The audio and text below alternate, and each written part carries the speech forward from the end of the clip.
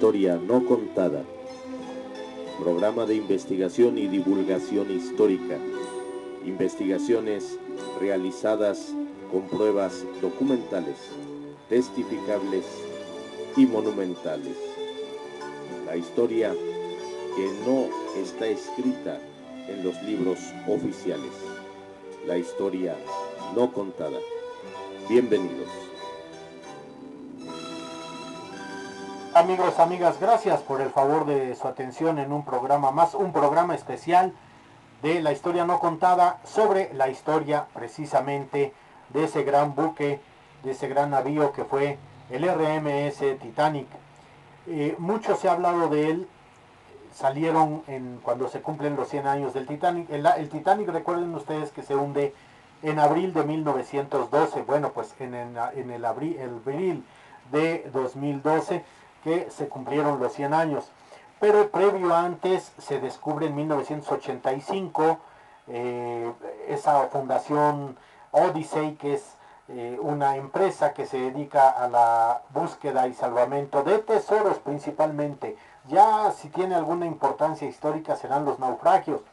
Esta empresa que ha tenido demandas multimillonarias por muchos países del mundo, porque precisamente ellos se dedican, ese es su business, se dedican a buscar tesoros, van por el oro y por la plata, no van ni por la cerámica, ni por las botellas, ni por el plomo que pudiera tener de lastre el barco hundido.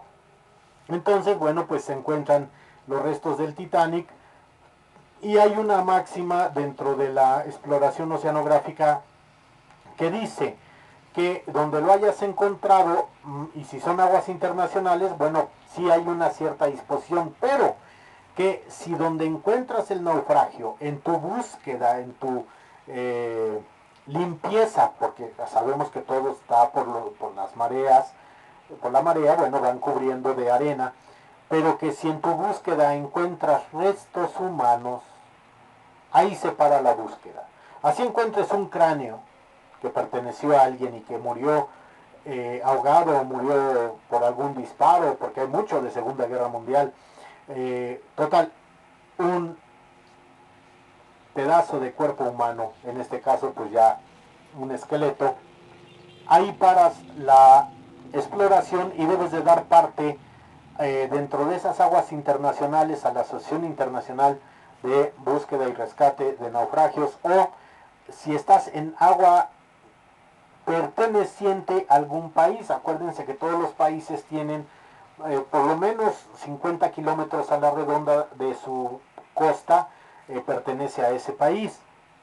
Hay otros que ni saben, ¿no? Como pasó con México en algunas veces, hacia el lado de lo que es el Pacífico, y algún día hablaré de esas islas que pertenecen a México, no nada más las Islas Marías ni las Revillagigedo, hay otra que se la fusiló Francia, pero ya hablaremos de ello.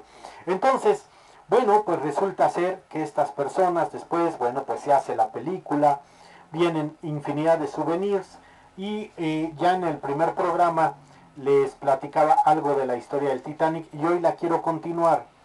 El segundo programa, la continuación histórica de lo que dije, para concluir con precisamente una línea de sucesos, una línea de tiempo de cómo la tragedia de este gran barco, que se habla mucho que uno de sus inversionistas o de los constructores, alguien del alto mando del Titanic, cuando lo ve embarcar, lo ve tan impresionante ese barco, que cuando se va a embarcar, pues dice, es tan hermoso, es tan prominente, tan potente, sus máquinas. Recuerden que cada tobera de salida abajo tenía dos máquinas, eran dos máquinas de carbón, entonces eran tres, eran seis, porque la cuarta tobera era para ventilación nada más, no tenía motor. Entonces, bueno, se pueden hablar de tres motores en uno, ya lo expliqué en el programa pasado, pero se decía que hubo una blasfemia, y por lo cual se cumple el hundimiento.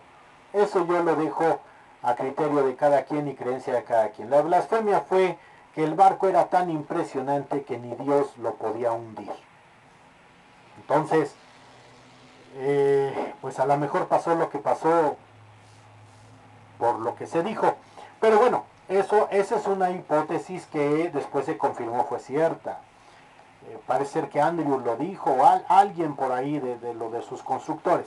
Pero les comento que dice aquí, los diseñadores del Titanic fueron William Peary, director general de Harland and Wolff, y el ingeniero naval Thomas Andrews, del que acabo de mencionar, que entre ellos dos por ahí dijeron algo ofensivo, una blasfemia.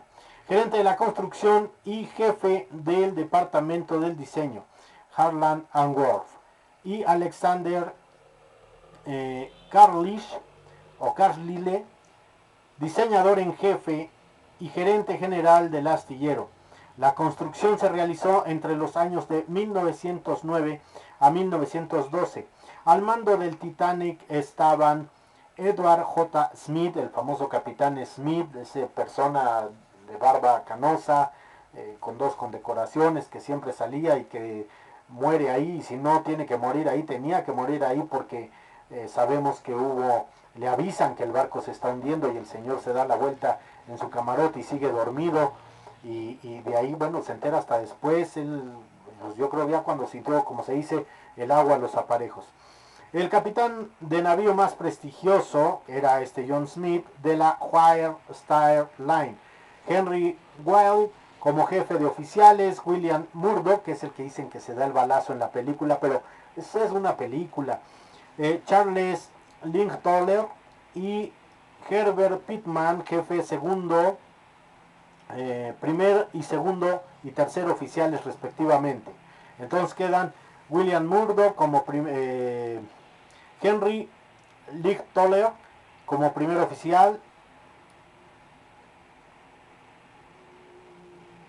Henry Wilde como jefe de oficiales, Murdoch como primer oficial, Charles Licktofer como segundo oficial y Herbert Pittman como tercer oficial. En ellos recaía la responsabilidad de la seguridad de los pasajeros, de su seguridad personal y de su seguridad, de alguna manera, de sus bienes. Por eso andaban armados. Según esto, traían una pistola wet blade de hechura inglesa, entre calibre 32 a calibre 38, no, pero era un revólver de 6 tiros. Y lo que se ve en la película también es a lo que refiero. En su viaje inaugural tras zarpar de Southampton el 10 de abril de 1912 rumbo a Nueva York, el Titanic recaló en Cherburgo, Francia, o sea, ahí hizo una parada, y en Queenstown, Irlanda, antes de poner proa, o sea, la punta del barco, hacia el océano Atlántico, o sea, atravesarlo. En sí hay unas fotografías de un sacerdote que se embarca precisamente en Southampton y baja, me parece que ahí en Francia, y tomó fotos de lo que era los pasillos, su camarote, y como él no muere porque se baja en Francia, ya después de ahí parten ya para América y van a Nueva York. Bueno, pues el Titanic es precisamente un testimonial, las fotografías de este sacerdote irlandés. Esta imagen que ustedes ven aquí, bueno, pues esta imagen fue parte de la promoción de el Titanic cuando se hizo el casting aquí en México, porque sepan ustedes que en Rosarito se hizo el set y se grabó gran parte de la película Titanic con DiCaprio. Antes de ello, aquí, tanto en el castillo de Chapultepec como en los estudios Churubusco, se había grabado Romeo y Julieta, también con DiCaprio. Entonces había muy buena producción. A los productores, al director les había gustado México. Y yo recuerdo que en el casting para la película de Titanic con DiCaprio, esa que todos vimos, bueno, pues si vas a ir de extra, de lo que fuera, sí, el requisito mínimo era medio masticar el inglés y saber nadar. ¿Por qué? Porque vemos, y sí, hicieron parte de la mitad del barco al 100% en escala, y bueno, sí había agua y se llenó con agua de mar, y cuando vienen los movimientos de que el barco se está hundiendo, ya está hacia abajo, bueno, pues los extras que estaban ahí, pues aunque había salvavidas, tenían que, no podían abarcar a tantos extras. Entonces uno de los requisitos era eso, saber nadar principalmente y tener una cierta característica de ser güerito, de pelo claro, güero, pintado, como fuera, pero tenía que darse. Entonces muchos de los extras, muchos de los que se caen, muchos de los que se mueren en la escena del hundimiento del Titanic, pues muchos de ellos eran extras mexicanos y se hizo aquí en Rosarito.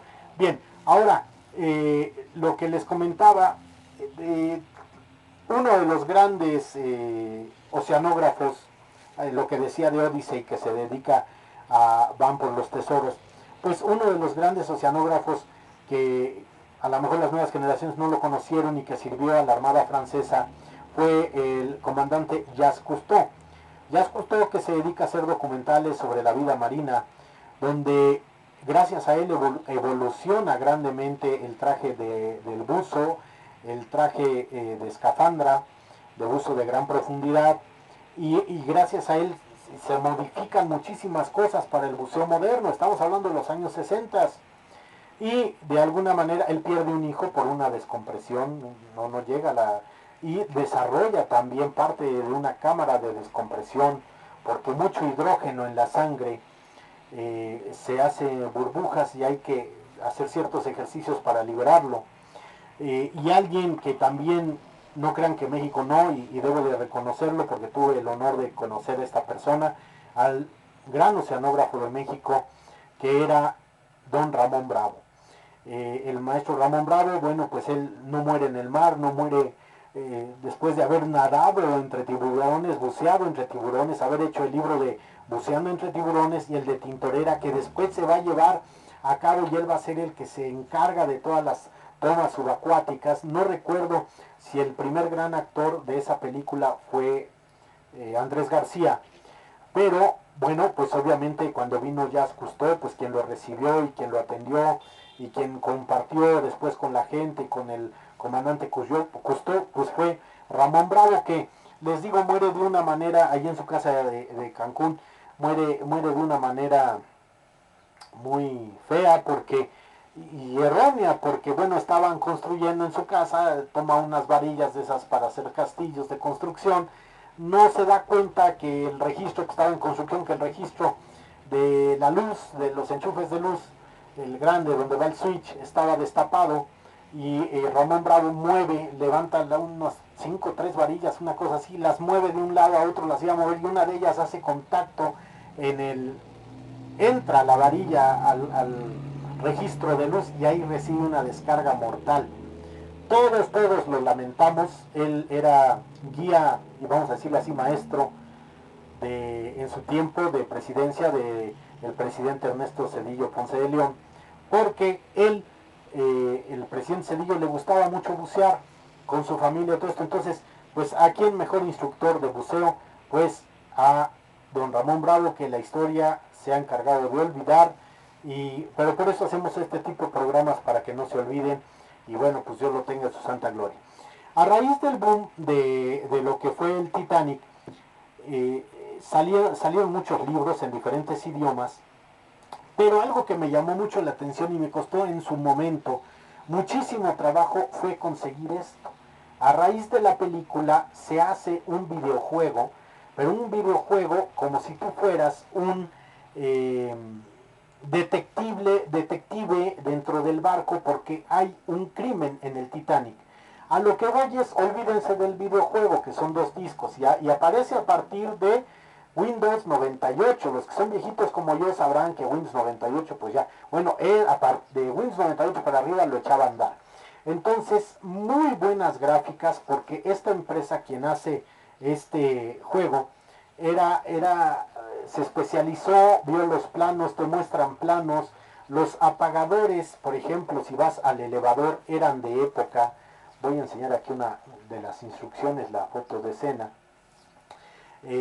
Traía su librito instructivo, porque para terminarlo, que nunca lo terminé, era muy complejo. miren los gráficos que se llegan a ver, los apagadores, todo lo que era referente al Titanic estaba, yo lo compré, lo conseguí, les digo, me costó mucho trabajo, porque está muy bien sustentado la investigación.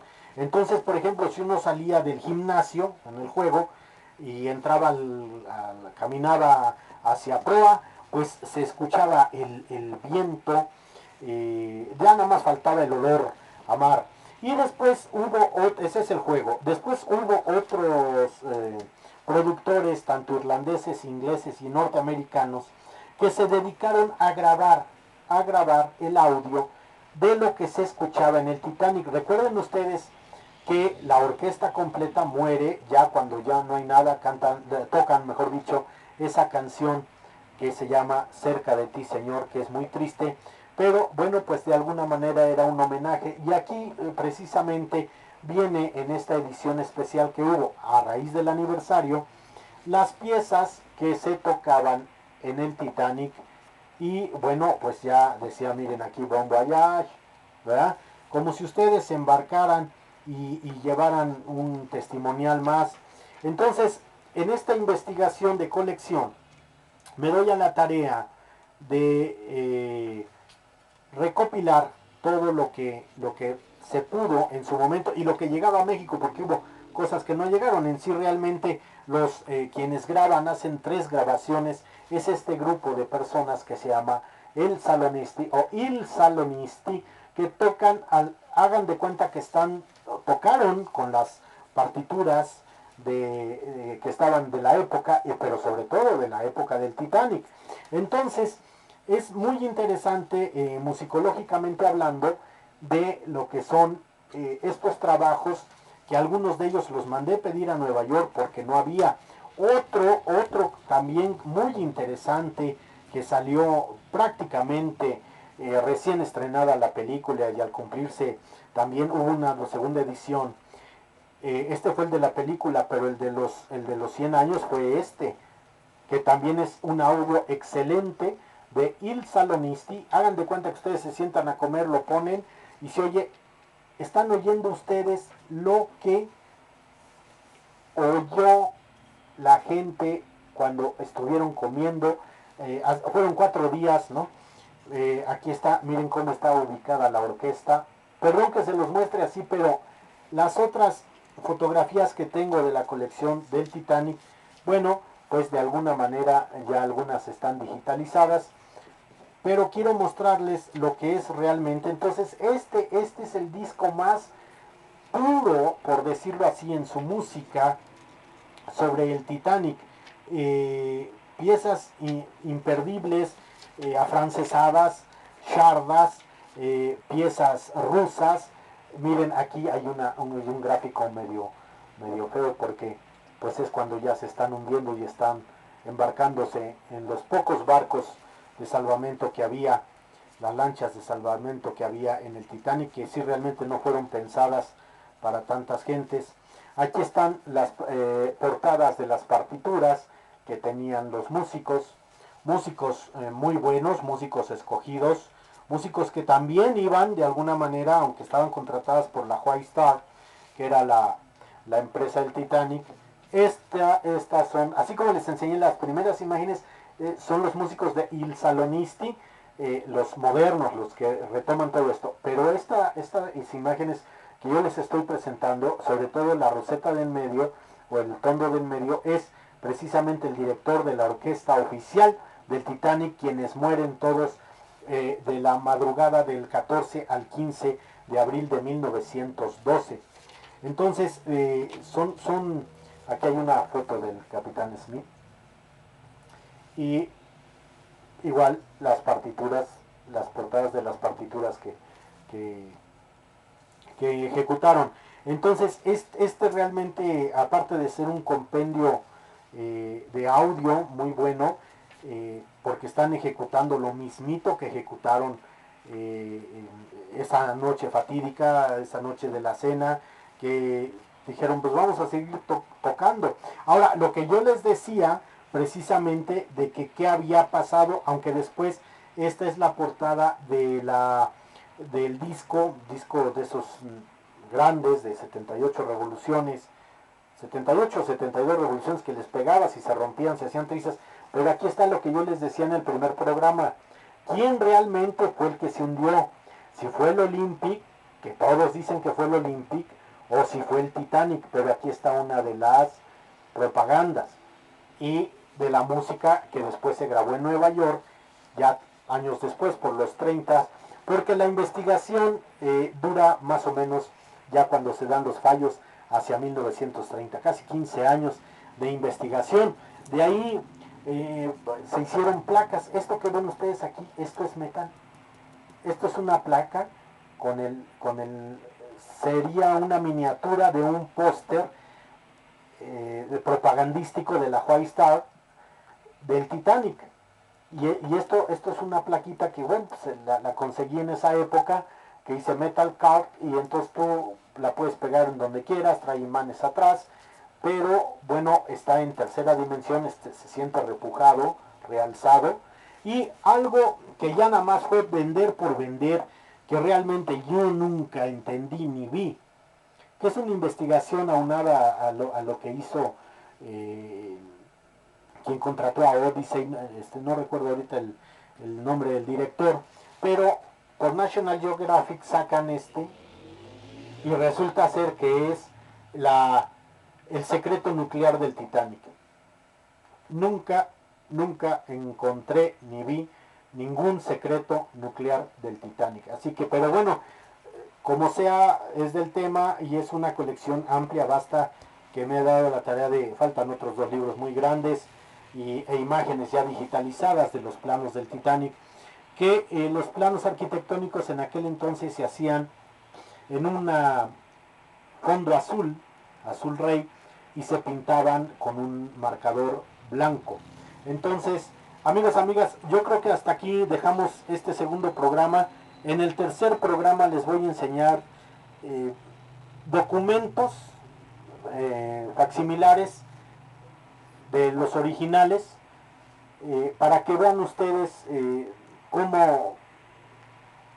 cómo fue una investigación, pero sobre todo hay un barco que sí reporta, que no es el Carpathia. El barco Carpathia, que era el que estaba más cerca, y al ver las luces de Bengala cuando se están hundiendo, es el que rápidamente es el más rápido en llegar, pero hay un barco que según estaba en el este ruso, o una parte o era un barco ruso, una cosa así, no se ve muy bien en el telegrama, pero que también presta ayuda, y llega el Birma.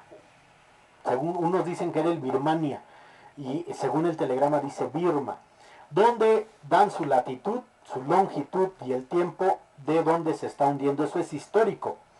Y también dice que es de la noche del 14 al 15 de abril de 1912. Así es que, amigos, amigas, nos vemos en la tercer episodio, tercer capítulo de lo que es la historia en este programa especial del RMS Titanic. Por el favor de su atención, muchas gracias, nos vemos pronto, hasta luego.